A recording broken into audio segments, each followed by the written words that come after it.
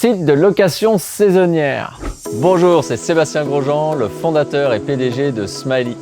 Nous allons parler aujourd'hui des différents types de sites de location saisonnière. Nous allons voir trois grandes catégories, à savoir tout d'abord les OTA, Online Travel Agencies, les Meta-Search et en trois, les sites de niche. Si vous êtes intéressé par ce genre vidéo, n'oubliez pas de cliquer sur le bouton et sur la cloche pour recevoir une notification à chaque nouvelle vidéo. Le point numéro 1, les OTA ou Online Travel Agencies. Ce nom a été un petit peu réutilisé au fil des dernières années pour une signification qui a finalement perdu un peu de son sens, mais qui parle des gros portails. Par gros portails, j'entends bien sûr Airbnb, Booking.com, Abritel, Vrbo, Expedia, TripAdvisor, Flipkey et j'en passe. Ça va être vraiment les gros acteurs mondiaux qui vont avoir votre inventaire et qui vont vouloir le mettre en avant auprès de leurs voyageurs et en général génèrent et gèrent toute la partie commercialisation. Si on passe maintenant sur l'axe secondaire qui est peut-être un peu moins connu, à savoir les Meta-Search. Qu'est-ce qu'un Meta-Search? C'est un agrégateur de ces listings.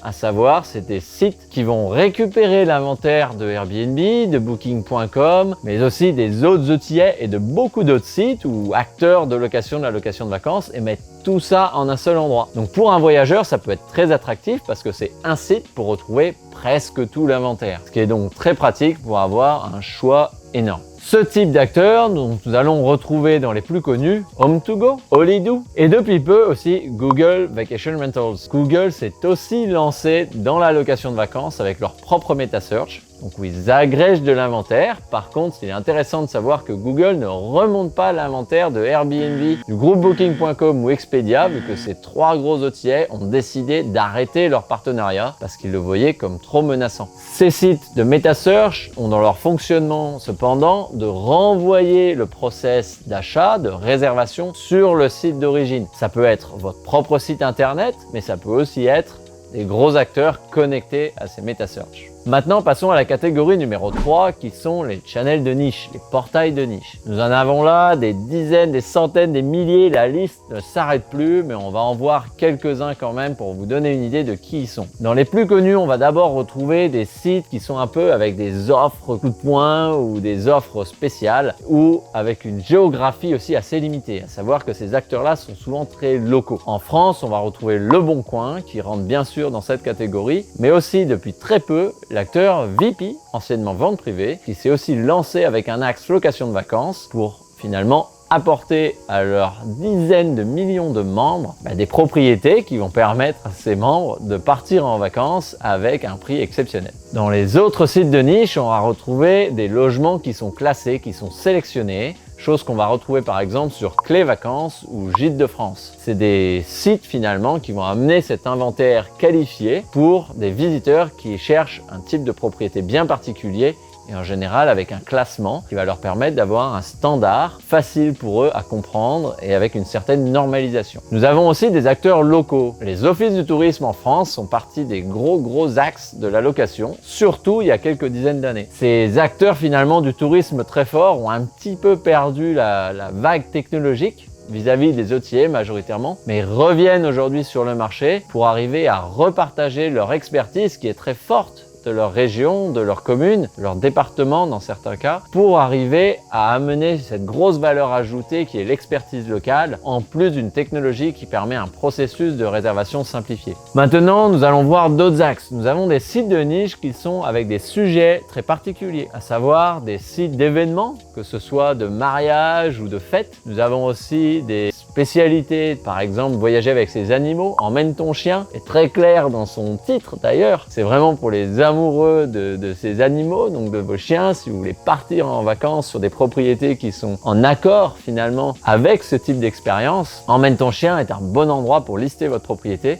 et donc amener des amoureux des chiens. Sporty Home va être un bon canal pour les amoureux de sport, donc avec des catégorisations sur les bons endroits pour faire du kite, de la planche, du snowboard et ainsi de suite. Et nous avons aussi pour les amoureux de ski, de sport de glisse, l'ESF qui s'est lancé avec son propre portail Mon séjour en montagne. Mon séjour en montagne est vraiment un axe innovant de l'école de ski française qui permet d'aller au-delà de juste vendre des cours de ski, mais d'aller à toute cette expérience autour de ces vacances finalement ludiques, récréatives sur les belles stations de France. Nous avons aussi pour le travail Magic Stay, autant pour des gens qui partent en travail à distance avec Floasis qui se lance sur le marché du travail à distance, du télétravail dans des propriétés adaptées avec des bonnes connexions internet, des espaces de travail qui sont confortables et dans certains cas avec des espaces communs avec d'autres personnes. Donc on mélange un petit peu finalement le coworking et co-living, ce qui peut être très attractif pour une audience souvent jeune, envie d'aventure et de télétravail.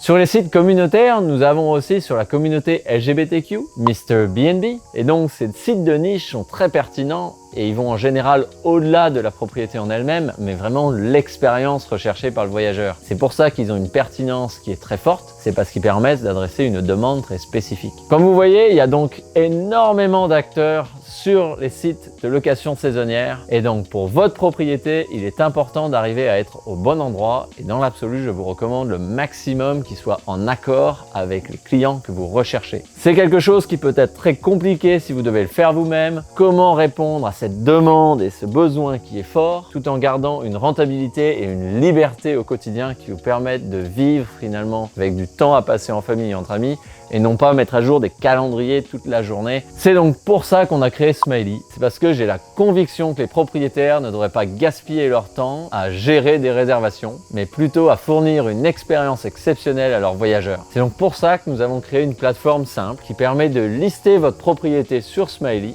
et d'être automatiquement mis en ligne sur plus de 1000 portail. C'est absolument extraordinaire et vous n'avez rien à faire. On permet aussi de faciliter la communication avec les voyageurs, d'aider sur toute la collecte des paiements de façon sûre et automatique et d'augmenter la rentabilité de votre propriété. Ça va vous coûter dans les 10% par location, donc c'est beaucoup moins cher que cette offre mix. À savoir que nous sommes dès aujourd'hui dans le top 3 des partenaires mondiaux avec Airbnb, dans le top 3 des partenaires mondiaux avec Expedia et le meilleur partenaire avec Booking.com pour en citer que quelques-uns. Si vous souhaitez rejoindre Smiley et donc ne pas seulement avoir un outil mais un partenaire pour une activité de location de vacances facile, sûre et rentable, vous pouvez le faire dès aujourd'hui sur le lien ci-dessous. L'inscription est gratuite et nous serons ravis d'étudier une collaboration ensemble. Je vous dis à très bientôt pour une prochaine vidéo et très certainement sur Smiley.